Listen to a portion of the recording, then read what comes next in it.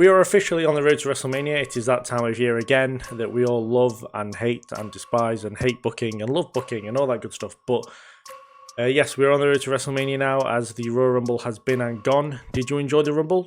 Did I enjoy the Rumble? Let's talk about it because this is the Wrestling Retrospective. I'm Leo. And yeah, let's review Royal Rumble 2024.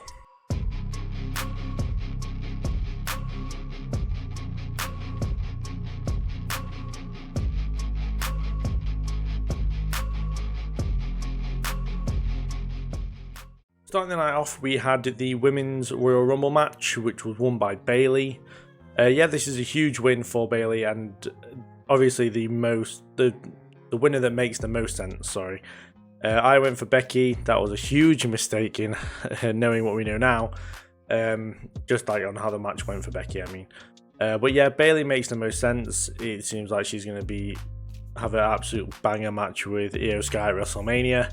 I'm very much looking forward to seeing when the turns happen and setting up for that match overall and where Damage Control lie afterwards. Especially like people like Dakota Kai, where she will side with, whether it'll be Bayley or whether it'll be Io, I'm not sure yet. But yeah, just kind of going through the match itself, I've made some quick notes on stuff, but I'll do it in like the match order, if you will. So obviously we've got Naomi returning at number 2, which was to be expected overall. You know, I think she had a great run in TNA. I don't expect anything different from what she was doing before she left WWE, apart from obviously walking out.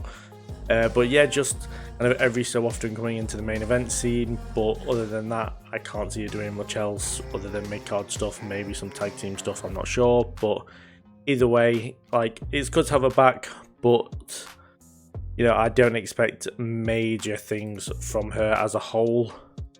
As I was saying, Bayley put in an absolutely fantastic performance overall. I feel like she 100% deserves this win.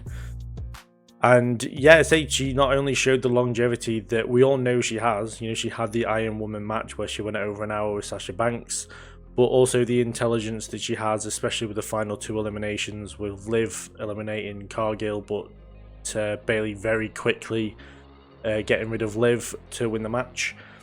But yeah, I feel like babyface Bayley, with the side ponytail and going 60 minutes with Sasha Banks, and today's Bayley are like 2 different people, and I kind of want to get back to a point where they feel like they're the same person, not just because of being babyface and heel, but just because Bayley like lost not even the majority of her matches, like almost all of her matches last year, which I think is a ridiculous stat.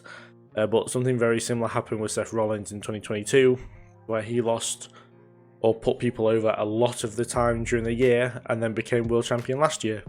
So I expect something very, very similar to happen with Bayley this year, as I have no doubt that she will most likely win her world title match at WrestleMania. But yeah, say something very much to look forward to into the next few months. We had Jordynne Grace, was a huge surprise in this one, and I genuinely hope that TNA and WWE have a relationship that can work out really well. It's just that the prospects of what could happen with that will be amazing. You know, people from TNA come to WWE, people from WWE go to TNA. You know, there's chances to do stuff with people who isn't regularly on WWE television who can go over there, which I think is really good. Quite annoying if your name's a Dolph Ziggler and Dana Brooke though. Like, they go sign with TNA and then months later, or just a month later, yeah, they end up having a partnership with WWE, the place they've just been fired from. But yes, it is all positives, and I'm glad that we're in a place now with WWE where they will work with other companies like All Japan and like TNA. You had the image of Kairi Sane trying to keep herself in the match by holding onto the ring and, you know, gravity itself. I think is an all-time pick for Rumble matches and incredibly impressive, and it was a huge shame that it didn't keep her in. But yeah, just what a visual to have during a Rumble match. Like, she didn't do the typical Naomi, Kacy Catanzaro, Kofi Kingston type stay in, but it was very close to being. It probably would have been the most impressive one to date. Yeah, I wasn't expecting much from Chelsea Green going into this match. You know, I mentioned during my predictions video that I thought she was only going to be in for like a few seconds, and she was going to be this heel who constantly can't stay in the Rumble for very long. I think past 2 Rumbles she had 17 seconds in just through the both of them, let alone just one of them. But here she did really well. I think she was one of the more sports entertainment types of the match, where she was just having the crap beaten out of her via Piper Niven and Nia Jax. She was just on the wrong side of everything. She took an absolute beating, and it was, as I said, it was one of the most entertaining parts of the Rumble and one of the highlights in my opinion. I expected a lot more out of Becky Lynch, obviously. I thought she was going to get the win overall, and she probably couldn't have done much worse. I don't think she registered an elimination, and I think, as I said, for someone who was second to win going in, like second favourite going into the match, like she didn't make Final 4. I'm very curious how we're going to get to Becky versus Rhea at WrestleMania, because that seems to be the way we're going. How they're going to build Becky up to that point. Like, I know she can just win the chamber and that might be it, but this was not a great performance for such a big name at the Royal Rumble in my opinion, and quite disappointing overall. I'm sorry at this point, I'm sorry if I come across quite heartless, but the R-Truth stuff isn't funny. Like, I don't find it entertaining at all. Obviously Judgment Day are one of my favourite things in WWE, and I haven't been enjoying his stuff with the Judgment Day either, and I'm glad they kicked the shit out of him last night on Raw. But yeah, I didn't really find him interrupting Valhalla's entrance and coming in the wrong Rumble that funny. It was just like, this is kind of getting a bit old in my opinion, but I know a lot of people like it and a lot of people enjoy it, so I understand why it was there. It's just not my cup of tea really. As much as it pains me to say, Nia Jax did put in a very good performance. The Royal Rumble, 8 eliminations, entering at 19. I think she was in the last 10 as well, which I know is not impressive, like as Final 4. And yeah, she heavily put over Jade Cargill, which is very, very good, and something that I wouldn't expect out of Nia Jax as a character, to be putting people over and helping people. But yeah, she made Cargill look like an absolute machine, and I expect she'll be Rhea's opponent in Australia. I hope not, just for Rhea's safety. We've got enough injuries as it is. But yes, Nia Jax put in a good performance, did really well, put over Cargill, most eliminations overall in this Rumble, and I think she's now tied as well for the record with like 2 other people. But yeah, as much as it pains me to compliment Nia Jax because I hate her so much, she did do very well here. Jade Cargill made her debut and looks like an absolute woman beast. Forget man beast, Rhino. She's a woman beast. But yeah, I can't wait to see what she does in WWE. Getting huge eliminations like Naomi and Becky Lynch, I think kind of sets her up perfectly to be this main event star. And she's got the look for it. She's got the physique for it. She seems to be made for WWE. She was very good in AEW, but I feel like she's definitely made for WWE. And yeah, I can't wait to see where the next few years take her, because if the Rumble was just a taster of her in the WWE, then we are looking at a mega star for the women's division going into the future, and a future WrestleMania main eventer in my opinion. Yeah, NXT got a really good showing in this Rumble. Not as good as the men's one in my opinion, but still very good, with Roxanne Perez and Tiffany Stratton getting Final 4. Stratton showed her great intelligence of wrestling, holding on to Bianca Belair's braid and only just making Final 4 as they got eliminated 4 and 5. But yes, a great showing to NXT very late on in the Rumble. It's kind of a shame that they ruined Roxanne Perez's surprise entrance during the intro to the Royal Rumble when they showed Randy Orton coming into the arena and it had her Titantron on in the background. But still, very good for them. Liv Morgan returned, which is something I fully expected to happen. I know some people had their doubts because of her arrest recently, but no, I feel like she was pretty much made to be coming back here and made the most sense as well. She got Final 4. She actually got runner-up for the 2nd year in a row, which is huge for her. It's just a shame that any momentum that she actually builds doesn't mean anything. Even when she won the championship, it was mid. So, but yeah, Final 4 was Bayley, Stratton, Morgan and Cargill. I think Cargill getting Final 4 in her debut Rumble is pretty damn good. And yeah, Bayley getting the win overall is a huge result for her, and something that I am very much on the side of, though I did pick Becky. I I was happy with a Bayley or Becky win overall. I did think at one point that maybe they'd give Jade the win, which I feel like in a Royal Rumble debut would be huge, but it makes the most sense for her to be doing something else for the time being. I'd love to see a feud between her and Bianca Belair, her and Naomi, her and Nia, her and Becky, anybody really. Like, she's going to absolutely start killing it in WWE, and I can't wait to watch it go down. And yeah, I said Bayley's going to have a great match with Io Sky at WrestleMania, and she's the 2024 Women's Royal Rumble winner.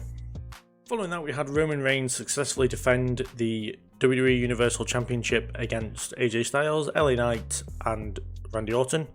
This match could have, and well, should have been much, so much more. I think it had match of the year potential written all over it, and it just didn't live up to that standard at all. I think it went around 15 to 20 minutes. I would have had it go like 30 to 35. Part of me feels like it was maybe Roman Reigns not really feeling up for it that day, if you want. It just always feels like there's something to do with Roman, which is why, something isn't as good as it could be when it comes to his matches. We got our regular fix of his matches having interference when Solo helped him out, attempted to take out AJ Styles and took out Randy Orton as well. But yeah, even though all three challengers had really close calls as far as pinfalls go, the title was never in any jeopardy. There wasn't a moment where I thought Roman was going to lose. Even when AJ Styles had all three of them stacked up, there wasn't one moment where I thought Roman was losing here.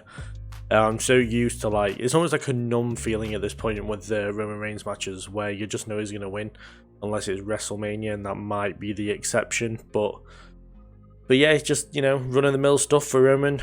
Slow start, picks up a bit, Solo interferes, and eventually just wins the match. And we carry on, and we'll see him probably in a few months at WrestleMania. Because he's not going to wrestle again before WrestleMania. That would be silly to assume he's going to do that because he's a lazy cunt. But yeah, it's just, I don't know. I just don't care about Roman Reigns matches anymore because I know he's going to win. I'm not even sure if he's going to lose it at WrestleMania at this point. Especially with Hogan's record reign coming up as well. I don't know. I feel like they might not have Cody do it this year either. But anyway, I digress. I mean, I'm also concerned for Randy Orton and AJ Styles as their WrestleMania paths aren't all that clear. There's not even any rumours or reports about what they're going to be doing come WrestleMania. I'm with a lot of people in thinking that LA Knight will challenge Logan Paul for the United States Championship and hopefully take the title off Logan Paul as well at WrestleMania.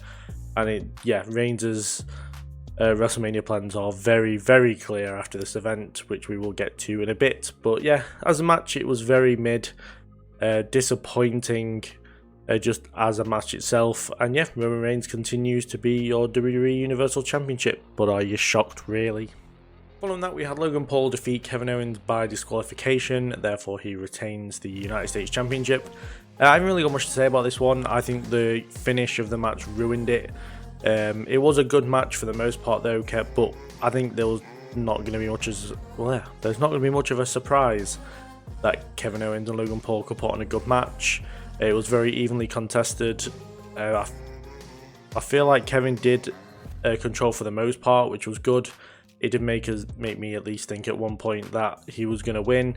But that damn referee, the only referee who works for WWE who have eyes that work, spotted them bloody brass knuckles on Kevin Owens' hands and disqualified him.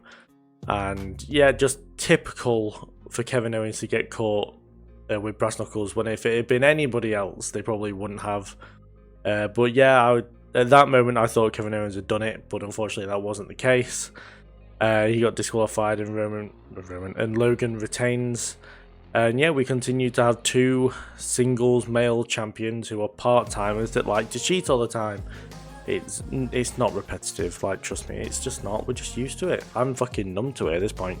But yeah, it's just, so much for SmackDown being the land of opportunity when your only full-time champion on SmackDown is Io Sky. I know that Judgment Day are also technically SmackDown because of the tag titles, but they are Raw superstars really, as for the draft. But yeah, this referee, if he had been assigned to any Roman Reigns match, we would be absolutely sound now. Cody would be world champion, LA Knight would have been world champion, Seth Rollins would have been world champion. Like, we probably wouldn't have even needed the World Heavyweight Championship because the two championships probably wouldn't have been put together in the first place. But yeah, I mean, it's a bit of fun and games poking the referee. Actually, they actually can enforce rules every so often in a title match on pay-per-view. But yeah, I don't know, it's a weird one. It was a really good match, but the finish really ruined it. I feel like we don't need to have Logan trying to use brass knuckles every single match he has, in the same way that Roman doesn't need Solo every single title match he has. But this is the reality we live in. Just two very mediocre matches between Royal Rumble matches that kind of let the pay-per-view down as a whole, in my opinion. And finally, in the main event, we had Cody Rhodes win the Royal Rumble match for the second year in a row. As the Rumble goes, it was really good. I did prefer the women's one again this year, but no doubt, just like last year, I ended up preferring this one in retrospect. But yeah, I felt like more went on in the women's Rumble compared to the men's. Like, the men's there was a lot of people who were just in it to be in it, like Ricochet, Bronson Reed, Ludwig Kaiser, Pat McAfee, who we will get to. But yeah, having Jay and Jimmy start the Roman match was absolutely brilliant bit of booking. I genuinely popped when it was these two starting.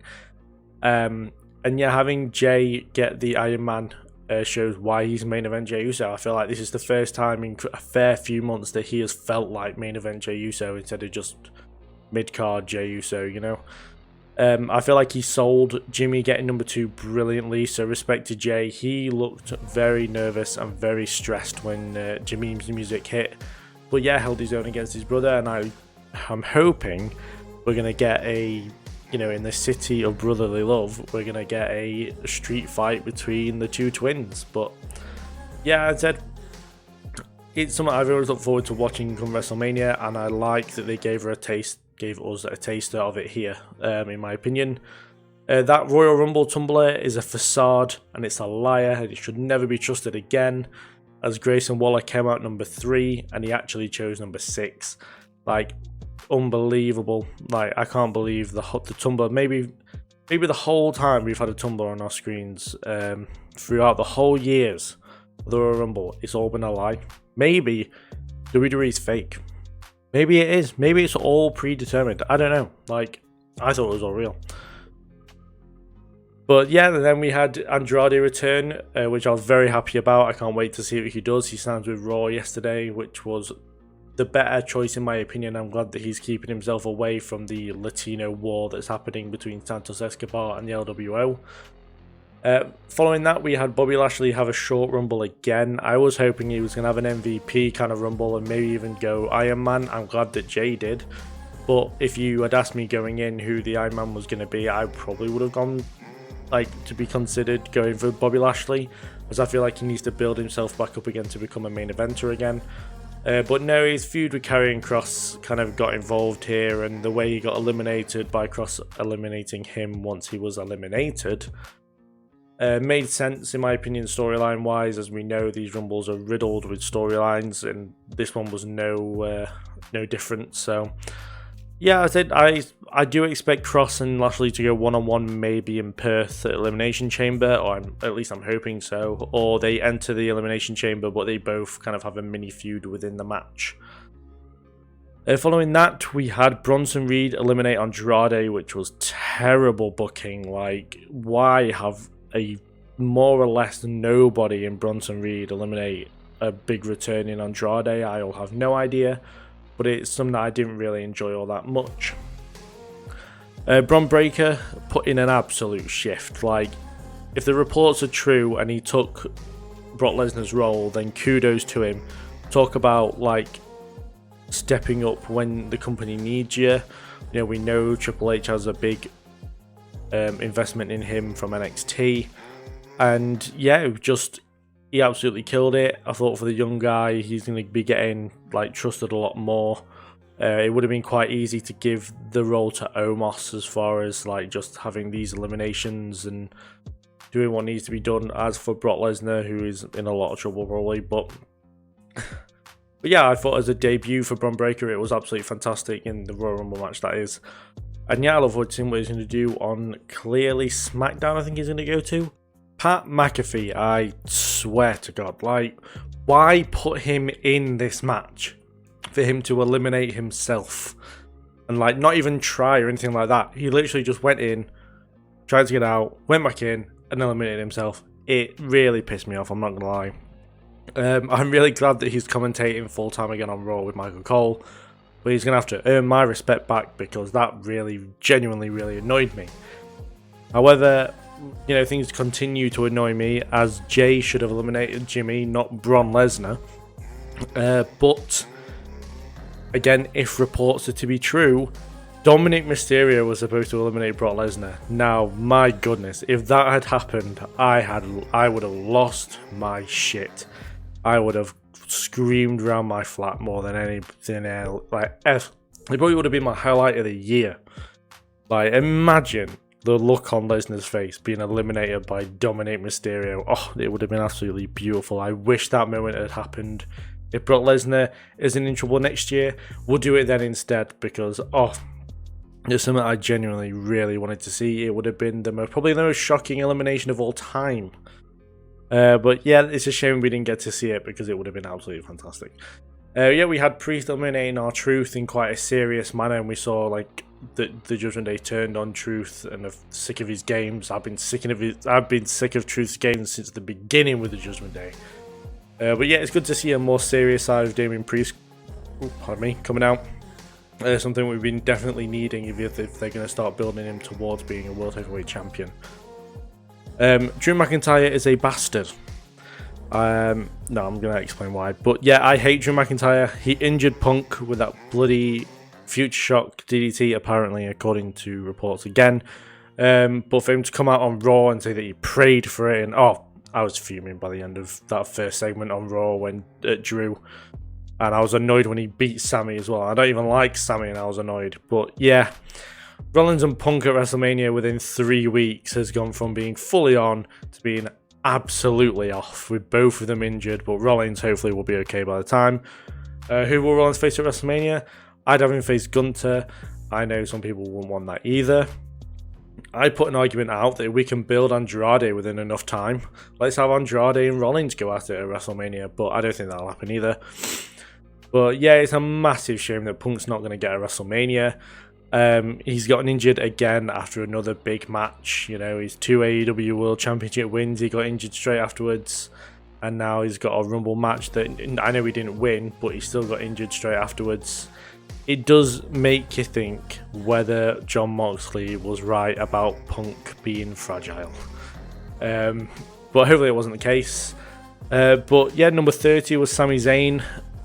There was worse people it could have been. Like, let's be fair here. Like, I know a lot of people were not best pleased about Sami Zayn coming in at 30, but it could have been Hogan. It could have been The Rock. And if it had been either of those two, I'd been a lot worse and moved right now. But you know, Sami was fine. I don't think he made Final Four either. But yeah, it's good to see him back, I guess. Like, I'm not the biggest fan of Sami Zayn. I've made that very clear over the past year that Sami has had. Though it's probably been the best of his career. But yeah, I'm so happy it wasn't Rock or Hogan. So happy. But yeah, the Final Four was Punk, Rhodes, McIntyre and Gunther. Yeah, the full unexpected choice. I think everyone I spoke to had these four as the Final Four, so it made perfect sense. Punk got McIntyre, which was great, but at what expense, though? At what expense did Punk get McIntyre? Because McIntyre had a small prayer to the Scottish gods, and they injured Punk. Just annoying. Bloody Scottish gods. Oh, God. I can say that because my brother's, like, partly Scottish, so it's fine. But yes, Cody wins 2 Rumbles in a row. Correct result, really. I feel like, you know, the only way we were really going to get that match without him entering the chamber was going to be by winning the Rumble. He's the first person to win 2 Rumbles since 97 and 98, I believe. Stone Cold Steve Austin. Probably should have looked at the right stats beforehand, but I didn't, so leave me alone.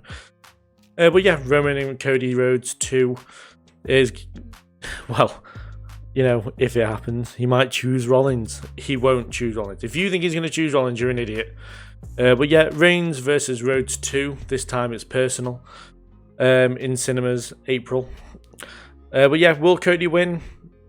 I don't know. Like, I genuinely really don't know who's winning that match, because it wouldn't shock me if Roman just retained and went another year with the title, because why not? We're not sick of it at all. We're not sick of it.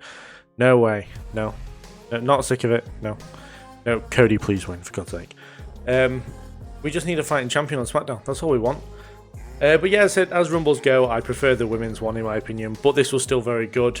A few dodgy booking decisions and Brock Lesnar and Vince McMahon throwing a huge spanner into the works only a few days before. But yeah, as I said, both Rumbles were very enjoyable in the moment, but my preference was the women's one in my opinion. So those are my thoughts and opinions of the 2024 Royal Rumble. Do put in the comments down below what you thought of the show overall. I have put a poll up on the community page about what you thought, like what people thought match of the night was. I think, as things stand, the women's one has been voted match of the night, which I fully agree with. I watched it back this morning, and I think it was the better Rumble overall. But yeah, I hope you all enjoyed the pay-per-view itself. Are you happy there was no legends? Did somebody say there was going to be no legends this year? Because I know I did. I also made a video about it as well. You can watch that on the channel. I'll leave the link to it in the post part of the video, the last part of the video, and I will also try and, if I can figure it out, because I never can seem to, I'll put an I at the top of the this part of the video. But yeah, as I said, I called no legends, and I was completely correct in both Rumbles, no legends. So, you know, maybe I'm onto something. Maybe next year there'll be a tag team Rumble. I made a video about that as well. Go watch it, please. But yes, a very enjoyable night overall. Like, two very good Rumbles. Probably not as good as they could have been, but the men's one was definitely happened to circumstance. But yeah, both of the Rumble matches, very enjoyable as they always are. Two very mediocre matches. I mean, mediocre finish of one, and one of them was incredibly mediocre, but I just blame Roman Reigns, because why not? Blame him for everything if I want to. And yeah, so I hope you all enjoyed. Do leave in the comments down below what you enjoyed the most, what you think is going to happen at Elimination Chamber, what you think is going to happen at WrestleMania. Like, you know, everything's been thrown in the air now that Punk's injured, so yeah, where's the World Heavyweight Championship even going to be come April 7th? I think that's when WrestleMania is. But yes, I very much look forward to see what WrestleMania actually happens, and hope we don't get a repeat of WrestleMania 32 where everyone's just injured. But anyway, if you enjoyed the video, please give it a like, a comment, share, all that good stuff. Subscribe, big red button, all that good stuff. Follow the Instagram, wrestling_the_wrestling. Oh my god, I've messed up twice now. The_wrestling_retrospective. That's the Instagram. Go follow it. And I'll see you guys in the next video. I think it's going to be the NXT Vengeance Day predictions video, so look out for that during the next couple of days. I'll thank you guys for watching. See you in the next video. Bye.